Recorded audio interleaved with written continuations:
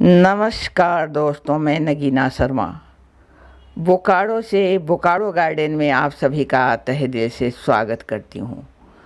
दोस्तों, आपके प्रश्न पर आधारित आज की वीडियो है, तो प्लीज़ इसको आप लास्ट तक देखें। आप प्रश्न पूछते हो, मैं उस पर आधारित वीडियो बनाती हूँ। अब आप देखोगे तभी तो आप तक पहुँचेगी। तो वीडियो को देखें, पूरी देखें, और साथ ही अगर चैनल पर नए हैं तो चैनल को सब्सक्राइब कर ले। अगर आपको वीडियो अच्छी लगे तो लाइक भी ज़रूर कर दिया करें। दोस्तों, अक्सर प्रश्न आती है कि मेरे प्लांट हेल्दी क्यों नहीं है, हेल्दी नहीं दिखते हैं, मरे मरे से क्यों मेरे प्लांट दिखते हैं। साथ ही मैं जब प्लांट लेकर नर्सरी से आती हूँ तो प्लांट मेरे मर क्यों जाते हैं। लगाने के समय तो लगा रहता है, लेकिन बाद में वो लगाती हूँ, जब उसको रिपोर्ट करती हूँ तो वो पौधा फिर से सरवाइव नहीं कर पाता है। तो इन सारी बातों पर आज मैं चर्चा करने वाली हूँ कि क्या करना है हमें, क्या कारण है कि हमारे प्लांट हेल्दी नहीं रह पाते हैं, या कैसे हम अपने प्लांट को हेल्दी रख सकते हैं।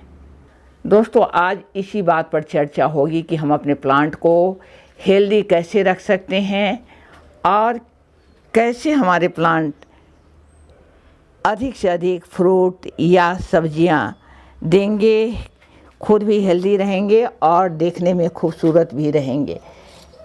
आप देख रहे हैं ये प्लांट काफ़ी हेल्दी है। कभी कभी ये भी प्रश्न में देखने को मुझे मिला है कि मेरे प्लांट तो हेल्दी हैं लेकिन उसमें फ्लावर नहीं आ रहे हैं। तो चलिए आज चलकर इन्हीं सारी बातों पर जिक्र कर लेते हैं, चर्चा कर लेते हैं कि आखिर कौन से ऐसे कारण हैं जिसके कारण कि प्लांट हेल्दी नहीं दिखाई देते हैं या फल फ्रूट उसमें नहीं लगते हैं। दोस्तों, सबसे पहले मैं बात कर लेती हूँ नर्सरी से लाए हुए पौधे जब आप रिपोर्ट करते हैं तो मर क्यों जाता है। तो आपको मैं बता दूं कि आप जब प्लांट लेकर नर्सरी से आते हैं तो वातावरण बदल जाता है उसका। तो आप तुरंत का तुरंत पौधे को लाने के बाद घर में लाकर रिपोर्ट न करें। एक सप्ताह तक उसको यहाँ के वातावरण में मिलने दें और इसके बाद रिपोर्ट किया करें। दोस्तों, दूसरी चीज़ आ जाते हैं कि आप जो पौधे रखते हो उसकी साफ़ सफाई भी आवश्यक होती है। तो बीच बीच में उसकी साफ़ सफाई करते रहें। पेड़ पौधे में अगर आप साफ़ सफाई नहीं रखोगे तो उसके रोम छिद्र जो हैं पत्ते के, लिप्स के, वो ढक जाते हैं और पत्ता अपनी जो कार्य है वो अच्छी तरह से नहीं कर पाता है। दोस्तों, तीसरे नंबर पर अगर आपके पौधे में कोई फंगल अटैक हो गया हो, कोई कीट का उसमें घर बना लिया हो, उस पर इंसेक्ट और पेस्ट लग गए हों, तो हेल्दी कैसे रह सकता है। इसलिए आप समय समय पर उस पर फंगीसाइड, इंसेक्टिसाइड 15-20 दिन के अंतराल पर डाला करें।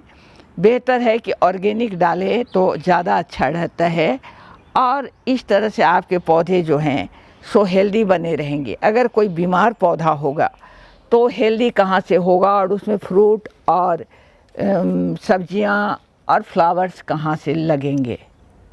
दोस्तों, मैं अभी आपको अपना लीची का पौधा दिखा रही हूँ। आप देख रहे होंगे कितना हेल्दी है और इसको कारण क्या है इसका हेल्दी रहने का। लोकेशन बहुत ज़रूरी है और आपको इस बात की जानकारी होनी चाहिए कि किस पौधे को आपको धूप में रखनी है और कौन सा पौधा ऐसा है जिसको आप इंडोर रख सकते हैं।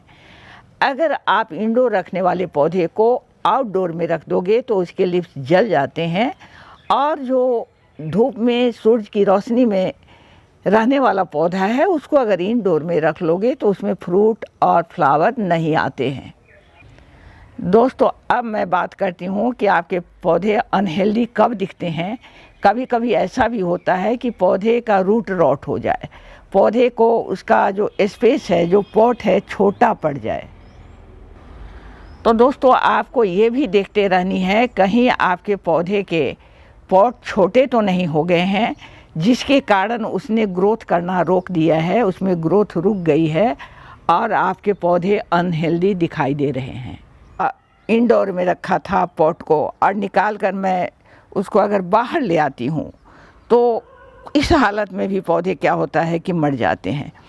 आप पहले अगर इंडोर के पौधे को आप बाहर की तरफ ला रहे हो तो पहले मॉर्निंग की 1-1.5 घंटे की धूप दो और धीरे धीरे करके उसके समय को बढ़ाते जाना है। एकाएक इंडोर वाले पौधे को आपको दिन भर के लिए आउटडोर में नहीं ले। दोस्तों, अब 7 नंबर पर मैं बात कर रही हूँ कि जो पौधे आप लगाए हो, आप जानते हो उसको कितनी पानी चाहिए। अगर आप पौधे में ओवर वाटरिंग कर देते हो तो भी पौधे अनकम्फर्टेबल हो जाते हैं और अनहेल्दी हो जाते हैं, या वो मर भी सकते हैं। सक्लेंट और कैक्टस हैं तो मर भी सकते हैं, इसलिए ओवर वाटरिंग से अपने पौधे को ज़रूर बचाएं।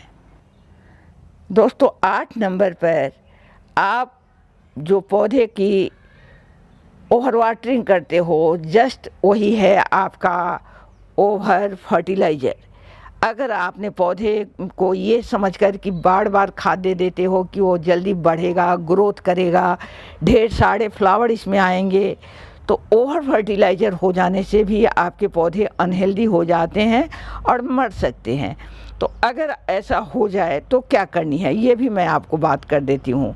दोस्तों, ऐसे हालत में एक तो आपको ऊपर से मिट्टी निकाल लेनी है, पौधे की मिट्टी ऊपर से बाहर निकाल लेनी है और नई मिट्टी आपको उसमें डाल देनी है, जिसमें फर्टिलाइज़र नई मिली हुई है उसको डाल देनी है। दूसरी चीज़ है कि जब आप ओवर फर्टिलाइज़र आप दे दिए हो तो जम के पानी दो। पानी के द्वारा भी आप अपने जो फर्टिलाइज़र आपने अधिक डाल दी है उसको आप निकाल सकते हैं। 9 नंबर पर मैं आती हूँ कि आपको ये जानना ज़रूरी है कि कौन सा पौधा अभी ग्रोथ पीरियड में चल रहा है और कौन सा पौधा आपका डोरमेंसी में चल रहा है।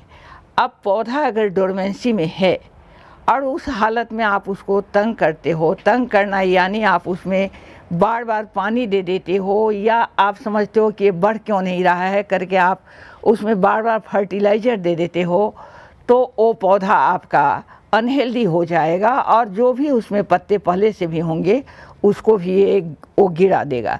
इसलिए डोरमेंसी का पहचान करना और डोरमेंसी के समय पौधे को तंग नहीं करना एक गार्डनर के लिए बहुत ज़रूरी होता है। दोस्तों, कोई पौधे का ग्रोथ पीरियड भी चल रहा हो, उसकी ग्रोथ भी अच्छी हो रही हो, लेकिन एकाएक आप देखोगे कि वो ग्रोथ उसका रुक गया है, उसने बढ़ना छोड़ दिया है, तो उस हालत में आपको उसके रूट चेक करने होंगे। कहीं ऐसा तो नहीं है कि उसका रूट बॉन्ड हो गया है। पौधे के गमले छोटे होने से रूट बॉन्ड हो जाते हैं, तो उसको चेक कर लीजिए। दूसरी चीज़ है, आप पॉट को चेक कर लीजिए कि कहीं उसका ड्रेनेज होल बंद तो नहीं हो गया है। रूट भी जो पौधे के होते हैं वो ड्रेनेज होल को बंद कर देते हैं, या कभी कभी यूं ही बंद हो जाता है। तो उसमें अगर रूट चला गया है तो उसको आप निकाल कर रिपोर्ट ज़रूर कर लें, और इस तरह से आपका पौधा फिर से दोबारा ग्रोथ करना शुरू कर देगा। दोस्तों, और आपको ध्यान देने की बात है कि कहीं आपके पौधे ने सीड बनाना तो नहीं शुरू कर दिया है। पौधे जब सीड बनाना शुरू कर देते हैं तो उनकी ग्रोथ रुक जाती है और पौधे थोड़े अनहेल्दी लगते हैं। अगर सीड बनाना शुरू कर दिया है पौधे ने और आपको सीड नहीं लेनी है तो सीड को आप कट करके हटा दें। पौधे की प्रूनिंग की गई है, ये टाइम अभी सही है प्रूनिंग करने की। प्रूनिंग करें। आप साल में कभी भी कोई ब्रांच अगर जैसे तैसे बढ़ रहा है तो हल्की फुल्की प्रूनिंग कर सकते हैं, लेकिन हार्ड प्रूनिंग करने के लिए आप जब बहुत ज़्यादा गर्मी हो उस समय हार्ड प्रूनिंग ना करें। अभी फरवरी मार्च का है तो आप अभी प्रूनिंग चाहे तो कर सकते हैं, लेकिन बहुत ज़्यादा गर्मी हो तो उस समय अगर प्रूनिंग कर दोगे तो पौधे आपके अनहेल्दी हो जाएंगे, क्योंकि अब आपने बहुत गर्मी में उसको प्रूनिंग कर दी है तो वो अपनी ग्रोथ रोक लेंगे। आप जब भी हार्ड प्रूनिंग करते हो तो पौधे को फिर से वहाँ तक पहुँचने में अच्छा खासा समय चाहिए, और उस हालत में पौधा अपना ग्रोथ भी ठीक से नहीं करेगा क्योंकि गर्मी बहुत ज़्यादा है। साथ ही उसमें फ्लावर या फ्रूट आने वाले होंगे तो वो भी नहीं आ पाएंगे।